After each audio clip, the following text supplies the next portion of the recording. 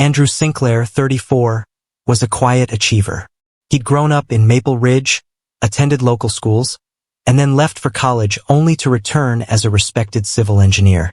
His work was in demand, but he remained grounded. He drove a modest car, wore simple clothes, and preferred home-cooked meals to lavish outings. He was known for his kindness and sharp mind, but more importantly, for being a devoted husband and father. Emily Sinclair, 32, was Maple Ridge Elementary's most beloved second-grade teacher. With her auburn hair often tied back in a loose ponytail and a voice that could calm a room of unruly children, Emily was radiant in a way that felt effortless. She baked cookies with the kids, organized school fundraisers, and still found time to make her home a sanctuary. Together, she and Andrew had built a life that seemed almost too perfect, two beautiful children, a cozy home on Pine Ridge Lane, and weekends filled with backyard barbecues and bedtime stories. But the harmony of their life had a third note: Leonard Sinclair, Andrew's father. Leonard was a retired pharmacist who had lived in Maple Ridge for over 4 decades. After losing his wife, Margaret, to cancer 2 years earlier, he had thrown himself into the lives of his son and daughter-in-law. At 67, Leonard appeared every bit the doting grandfather. He often arrived unannounced, bringing fresh bread from the local bakery or boxes of old toys from Andrew's childhood. He fixed broken shelves, mowed their lawn when Andrew worked late, and babysat the children with grandfatherly pride. At first, Emily had welcomed Leonard's presence with open arms. She'd always admired his intelligence and soft-spoken nature. His grief over Margaret was evident, and it felt right to draw him closer during those painful months. He was part of their family. He belonged. But slowly, almost imperceptibly, Leonard's involvement went from supportive to something more intense.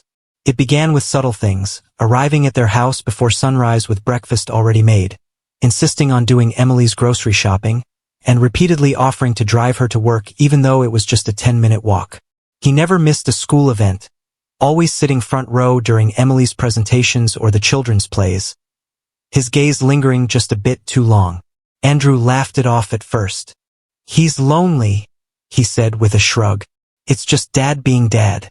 He needs something to do." Emily agreed, at least on the surface. But there were moments that made her pause. The way Leonard looked at her sometimes, intensely, as if studying a painting he'd never get to touch. Or how he'd casually drop comments like, "You deserve to be pampered, Emily." Or, "If only Margaret had your spirit." Still, she brushed off the discomfort. Grief made people behave strangely. Leonard had lost his wife, his companion of 40 years. Maybe he was just trying to stay connected to his only remaining family. But what Emily didn't know, what no one in Maple Ridge could have imagined, was that Leonard's love for his son had turned into something far more dangerous, something obsessive, something dark. He had not simply grown fond of Emily. He had fallen for her in secret, and with a passion that twisted grief into desire, and desire into delusion. Behind closed doors, Leonard wasn't grieving. He was planning for a future where he would no longer be the father-in-law, but the husband. The months following Margaret Sinclair's funeral brought with them a new rhythm to the Sinclair household, one in which Leonard's presence became a near constant. Where once he was the occasional visitor or weekend helper, Leonard now seemed embedded in the very fabric of Andrew and Emily's lives. At first, it felt like comfort. Leonard would bring dinner on Thursday nights, offering homemade lasagna or roasted chicken seasoned with the care of a man trying to remain useful. He stayed late to wash dishes, always insisting Emily sit down and rest her feet. When Andrew worked late on site inspections, Leonard would read bedtime stories to the children and stay until they fell asleep. But soon the lines began to blur. Emily started noticing Leonard arriving without calling ahead.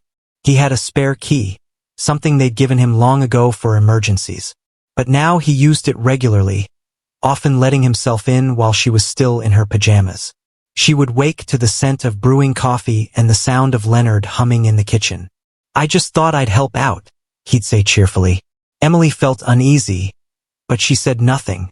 Then came the gifts, new clothes for the kids, fancy wine for Emily, books she'd once casually mentioned wanting to read. One day, He presented her with a brand new leather handbag, explaining that he'd seen her old one falling apart. Emily thanked him politely but returned it discreetly. Leonard accepted the return with a tight-lipped smile. "I suppose Andrew wouldn't like me spoiling you too much," he muttered under his breath. She wasn't sure if it was a joke. There was something in Leonard's tone, a weight behind his words that seemed almost resentful. That was the first time Emily truly felt the shift. This wasn't just a grieving father clinging to his family. This was something else. And the subtle boundaries Leonard had once respected began to fall away. One evening, as Emily stood in the kitchen drying dishes, Leonard leaned against the doorframe, watching her intently. "You know," he said, "Margaret never had your strength. You keep this family running like clockwork. Andrew doesn't say it enough, but I see it." Emily offered a tight smile, unsure how to respond. Another day, while fixing a cabinet under the sink, Leonard reached out to move Emily aside, and his hand lingered too long on her waist. It was brief, a second too long, but enough to make her skin crawl. Still, she said nothing. She didn't want to offend him, or worse, cause tension in the family. Andrew loved his father. The children adored their grandfather. And Emily, always the peacekeeper, convinced herself that she was overthinking it. But Andrew began to notice too. One night, as they lay in bed, Andrew brought it up for the first time. "Has Dad been a little too involved lately?" Emily hesitated. "He means well," she said finally. "I think he's still adjusting to being alone." Andrew nodded but didn't look convinced.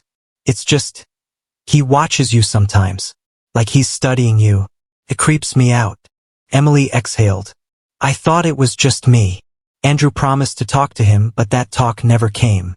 Between work pressures, school events, and parenting duties, life moved on. And Leonard, sensing that no one would stop him, grew bolder. He started arriving with more personal gifts, perfume, silk scarves, once even a pair of earrings. "You have the kind of beauty that shouldn't be hidden behind routine," he said softly. Emily's heart pounded. "Leonard, I'm married to your son." His face darkened, but then quickly shifted back into his familiar grandfatherly smile. "Of course, I'm just saying, you deserve to feel special." She pushed the box back into his hands and told him firmly, "That's not appropriate." Leonard apologized, stammering about old age and loneliness. But that moment etched itself deep in Emily's mind. She finally told Andrew everything, about the lingering looks, the too frequent visits, the unsettling compliments. Andrew was livid. "I'm going to talk to him," he said, jaw clenched. "No, please," Emily begged. "Let's not escalate things. Just ask him to give us more space." So Andrew did. He met his father for coffee and explained that while they appreciated everything he did, they needed more privacy. Leonard nodded slowly, his lips pressed into a thin line. "I understand," he said coolly. "I only ever tried to help." But when he left the cafe, Leonard was seething. In his mind, he was being punished for loving too much, for being too present, too caring. And worse, Andrew was beginning to stand in his way. That night, Leonard stood in front of the old photograph on his mantel. Andrew as a boy, holding his mother's hand. He stared at it in silence, gripping a glass of scotch, his thoughts spiraling. He didn't say it aloud, but in the cold silence of his empty home, a dangerous idea began to take root. If Andrew was gone, they would need him more than ever. Autumn had painted Maple Ridge in hues of amber and crimson. The air was crisp, and the scent of chimney smoke lingered over the quiet neighborhoods. But inside the Sinclair household, the warmth of the season was quickly giving way to cold worry. It started with fatigue. First, Andrew brushed it off. Long days at the firm, missed meals, and the weight of stress could wear anyone down. He chalked up his exhaustion to burnout. But then came the nausea, the headaches, the persistent stomach cramps. He began waking in the middle of the night drenched in sweat, his skin clammy, his heartbeat erratic. Emily noticed the changes before Andrew did. His once bright eyes had dulled, and he'd lost weight rapidly. He barely touched his food. She urged him to see a doctor, but Andrew, ever stoic, shrugged it off. "It's just stress," he said. "I'll take a few days off work. I just need rest." But rest didn't help. One night, after dinner, Andrew collapsed in the hallway on his way to the bathroom. His lips were pale, his body convulsing with dry heaves. Emily screamed for help as she dialed 911, her hands trembling. The children stood frozen at the top of the stairs, wide-eyed and silent. The paramedics arrived within minutes, loading Andrew onto a stretcher as Leonard arrived. Conveniently, almost too conveniently, moments later. "What happened?" Leonard asked, eyes darting between his son and Emily. "I don't know," she whispered. "He just fell." Leonard's face was expressionless for a beat too long. Then he reached for her shoulder and squeezed it gently. "He's strong," he said. "He'll pull through." At the hospital, doctors ran a battery of tests. At first, they suspected food poisoning or a gastrointestinal virus. But Andrew's symptoms didn't match any clear diagnosis. His liver enzymes were elevated. His white blood cell count fluctuated wildly. They couldn't find a single source, but his condition kept deteriorating. Over the course of 2 weeks, Andrew was in and out of the hospital. Emily stayed by his side every night, her face drawn with worry and exhaustion. Leonard visited daily, always with a warm meal or a thermos of homemade tea, though Emily noticed Andrew rarely touched them. Doctors grew more concerned. They began investigating possible autoimmune conditions, parasites, even rare cancers. But everything came back inconclusive. Then one of the attending physicians, Dr. Patel, noticed something chilling. Andrew's symptoms mirrored those of chronic poisoning. When Dr. Patel quietly suggested running toxicology screens, Emily was stunned. "Poison?" she repeated, her voice barely a whisper. Dr. Patel nodded gravely. "We're not jumping to conclusions, but we need to rule it out." The tests were ordered. Within days, the results came back. Andrew had dangerously high levels of thallium, a highly toxic metal once used in rat poison and banned in most countries due to its lethality. Even small, repeated doses could lead to death. The levels in Andrew's blood indicated sustained exposure over a prolonged period. Emily's legs nearly gave out when she heard the results. "How could this happen?" she asked, voice trembling. Where would he even come in contact with something like that? No one had answers. But suddenly, everything changed. Andrew was moved to the intensive care unit. The hospital reported the findings to the police. A detective from the Maple Ridge Police Department, Detective Marla Hayes, was assigned to the case. She interviewed doctors, nurses, and most painfully, Emily. "Mrs. Sinclair," she said gently, "is there anyone who would want to hurt your husband?" Emily stared at her blankly. "No, Andrew's a good man. He has no enemies. Everyone loves him." But a flicker of something passed through her mind. The tea. The meals Leonard always brought. The way Andrew had stopped drinking them. The odd comments. The intense stares. The gifts. The lingering hand. Could it be? She shook her head. It was too horrific to imagine. And yet, Detective Hayes asked for a list of all frequent visitors, any unusual behavior, anything at all. Emily gave her Leonard's name, almost apologetically. "I'm sure it's nothing," she said, "but he's been around a lot, almost too much." Hayes didn't dismiss it. In fact, she requested to speak to Leonard next. But before they could question him, Andrew took a sudden turn for the worse. His organs were failing. His nervous system was collapsing. And just before sunrise on a quiet October morning, Andrew Sinclair died surrounded by machines, his skin pale, his breath shallow, his wife clutching his hand in disbelief. He was 34. Emily collapsed into tears, inconsolable. The children had lost their father. Maple Ridge lost one of its brightest. But as the town prepared for a funeral, Detective Hayes prepared for something far darker. An investigation was officially opened, and Leonard Sinclair, calm, grieving, ever-present, watched from the back of the hospital room, his expression unreadable. Maple Ridge was blanketed in the soft hues of early fall, the town's oak trees swaying gently in the breeze, as if mourning their own loss. It was the kind of place where everyone knew everyone else, where secrets were few and far between. But the death of Andrew Sinclair, a well-liked, well-respected figure in the community, sent ripples of shock throughout the quiet town. The funeral was held on a dreary, overcast day, a fitting backdrop for the somber occasion. The small church was filled to capacity. Rows of friends, neighbors, and co-workers sat silently, their heads bowed in sorrow. Emily, dressed in black, sat near the front, her face pale and hollow, as if the weight of grief was too much to bear. Her children, no older than 10 and 7, clung to her side, their eyes wide and full of confusion. They didn't understand why their father wasn't there, why the room was so still. Leonard, standing behind his son's casket, kept his expression neutral. His suit was impeccably pressed, his demeanor calm. He looked every bit the grieving father, offering his condolences to Emily and the few friends who dared approach him. Yet, beneath the surface of his carefully crafted exterior, something was changing. The attention, the pity, the concern was shifting away from him and onto Emily. The community was rallying around her, offering her everything from casseroles to promises of support. Leonard couldn't help but feel the quiet stirrings of resentment. This was supposed to be my family. The thought burned in his mind, but he masked it with an air of quiet mourning. He would be there for her. He would take care of her and the children. After all, it was his duty. During the service, Leonard stood beside Emily, his arm offering comfort as he whispered soft words of condolence into her ear. His proximity was almost unsettling, as if he had become a shadow in her life, following her every step, watching over her like a hawk. She didn't pull away, though.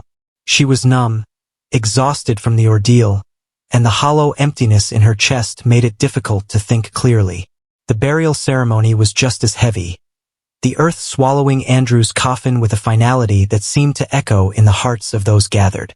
The wind howled through the graveyard, and Emily shivered, whether from the cold or from a sense of something deeper, something wrong. Leonard stood a few feet away from the grave, his face unreadable. But there was a look in his eyes, something darker than grief, something far more dangerous. As the mourners began to file out, Leonard approached Emily, his hand resting lightly on her shoulder. "I'll be here for you," he said, his voice low and smooth. "You don't have to go through this alone. You're not alone. Not anymore." Emily looked up at him, her tears blurring her vision. She nodded weakly, her mind too clouded to process the weight of his words. Later that evening, after the last visitor had left and the children were tucked into bed, Leonard insisted on staying with Emily. He offered to stay the night to keep her company. And she, overwhelmed with fatigue and grief, agreed. They sat in the living room, the silence stretching between them. Leonard poured 2 glasses of whiskey, offering one to Emily, though she refused it. She barely touched the glass of water he left for her on the coffee table. "I'll take care of everything," Leonard said, his voice soft but firm. "You need to rest. You've been through so much. Let me handle the arrangements, the bills. I'll make sure you and the kids are well looked after." "Thank you," Emily whispered, her voice hoarse, but she felt the weight of his words pressing down on her. But Leonard's eyes glinted, just for a moment, as his gaze lingered on her. "She's mine now." The thought flashed through his mind like a wildfire, a rush of possessiveness that he couldn't stop. "She's mine." As the days passed, Emily began to notice Leonard's increasing presence. He didn't just stay in the background offering support. He became an inescapable figure in her life. Leonard was at her door every morning, ready to help with breakfast, school drop-offs, even taking care of the house. His visits grew longer, his demeanor more intimate.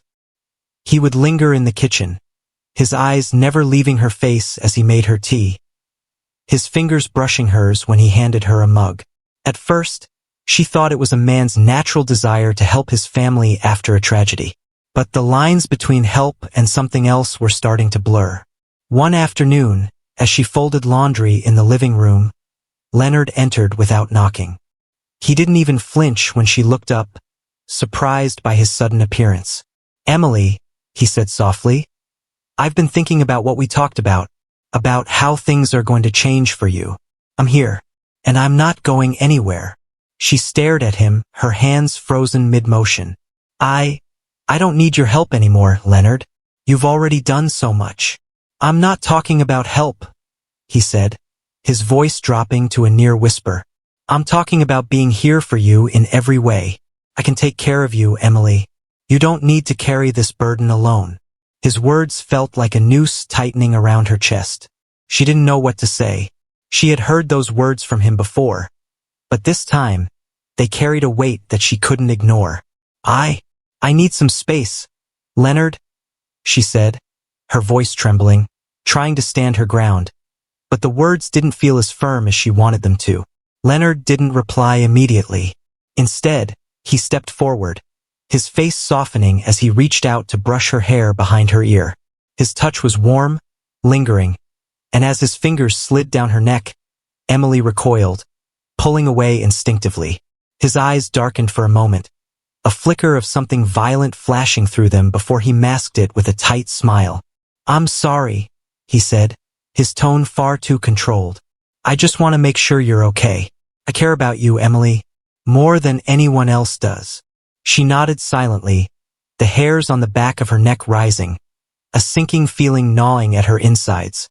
She didn't know why she was so unsettled. After all, Leonard had been there for so long, right? He was Andrew's father. But the words he spoke, the way he looked at her, it wasn't just family love. It was something far darker. As the days slipped by, Emily found herself suffocating under the weight of her grief and Leonard's increasing presence. At first, she had welcomed the help, the gesture of support, but soon it became too much. Leonard's visits, his insistence on being everywhere she was, began to feel like a constant pressure, a reminder that she was not truly alone, not in the way she had imagined. The quiet townspeople of Maple Ridge seemed to grow more suspicious with each passing week. Whispers began to ripple through the community. While many admired Leonard's unwavering devotion to his daughter-in-law and grandchildren, there were others who felt uneasy about the way he had inserted himself into the very heart of the family.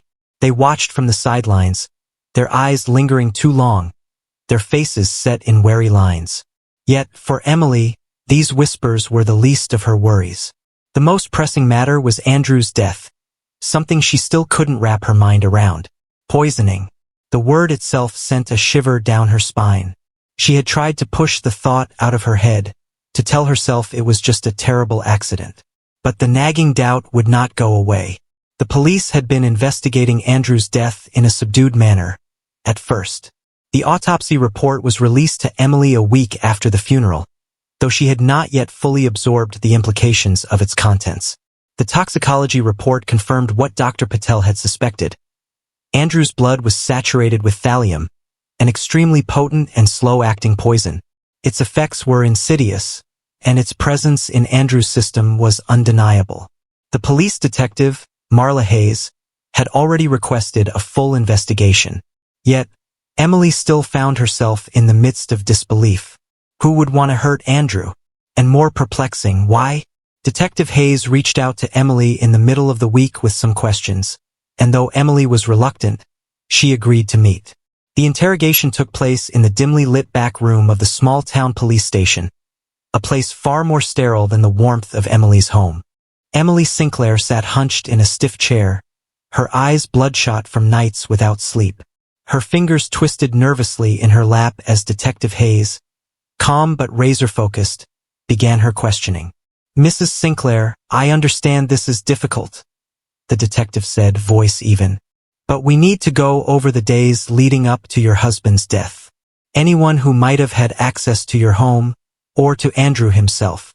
Emily swallowed. I'm not sure what you mean. Food, drink, medicine, anything Andrew consumed. Who had regular access? Emily paused. Her gaze drifted to the dim corner of the room. Leonard, my father-in-law. He was around a lot, always helping, cooking, making tea. Especially when Andrew got too sick. Hayes leaned in. When did he last visit? A few days before Andrew collapsed. Right before we took him to the hospital. Did they have any tension between them? Arguments. Emily hesitated. Leonard had always been generous, supportive even, but lately his presence had felt suffocating. Too close. Too involved. Andrew once said Leonard was taking over, always trying to do too much. Hayes didn't blink. Do you know if Leonard had access to thallium? The question hit Emily like a slap. Thallium? That's poison, right? No, I don't think so. It's rare, used in some types of pest control. We believe your husband was poisoned. Gradually. Over weeks. Emily froze, mind racing. Leonard had cooked, made tea, brought food, always there. Always helpful. Too helpful. The investigation accelerated quickly. Toxicology confirmed thallium in Andrew's bloodstream. The poison had been administered in small doses, just enough to avoid detection, until it was too late. Detective Hayes dug into Leonard's financials. Strange withdrawals appeared, large sums, unaccounted for. Then came the breakthrough. A local pest control supplier confirmed a thallium-based rat poison purchase under Leonard's name, just days before Andrew's collapse. The pieces fit. Leonard had the access, the means, and now the motive came into focus: control. He wasn't just helping. He was orchestrating everything from the inside. Emily's confrontation with the truth came one quiet evening. Leonard arrived at her home as usual, with his calm voice and watchful eyes. "You look tired," he said gently. "Let me handle things. You shouldn't be alone." But Emily recoiled when he touched her shoulder. The comfort was gone. All that remained was dread. Then the doorbell. It was Detective Hayes. "Mrs. Sinclair," she said grimly. "We need to speak with Leonard." Leonard stepped into the doorway, face tightening. "What is this?" "We have questions. Please come with us." He stared at Emily, then quietly muttered, "You're making a big mistake." But he followed. Emily stood in the silence that followed, her heart heavy. Could she really have missed this? The man who'd comforted her through Andrew's death was the same man who'd caused it. Leonard's arrest shattered the peace of Maple Ridge. The retired pharmacist, once known for his kindness and community work, was now at the center of a chilling murder case. No one was more stunned than Emily Sinclair. That night, Emily sat alone at the kitchen table, staring at Andrew's empty chair. His laughter still echoed in her mind. She remembered how he'd jokingly complain about his father's constant presence. She'd thought Leonard was just a doting parent. But now every gesture, every meal, every cup of tea seemed sinister. Leonard hadn't been caring. He'd been poisoning his own son. At the precinct, Leonard showed no remorse. "I did what any father would do," he told Detective Hayes. But his calm demeanor cracked as Hayes confronted him. "You wanted to replace him." Leonard stayed silent. Investigators uncovered Leonard's obsession with control. He had secretly funneled money to Emily, making her unknowingly reliant on him. He fed Andrew a slow, deadly dose of thallium, masking it as fatigue and stress. Emily never saw it coming. The trial made headlines. Emily testified, shaking, about Leonard's manipulation. The courtroom was filled with disbelief and sorrow. Leonard remained cold. "Love isn't always gentle," he told the judge. The judge replied, "No, Mr. Sinclair. Sometimes it's poison." Leonard received life without parole. Emily vanished from public life, moving away, changing her name, and cutting all ties to Leonard's family. But she didn't let the pain consume her. She started a foundation in Andrew's name to raise awareness about hidden abuse. Every year, she lit a candle on his birthday. Because sometimes, the true monsters don't lurk in the dark. They sit quietly at the dinner table.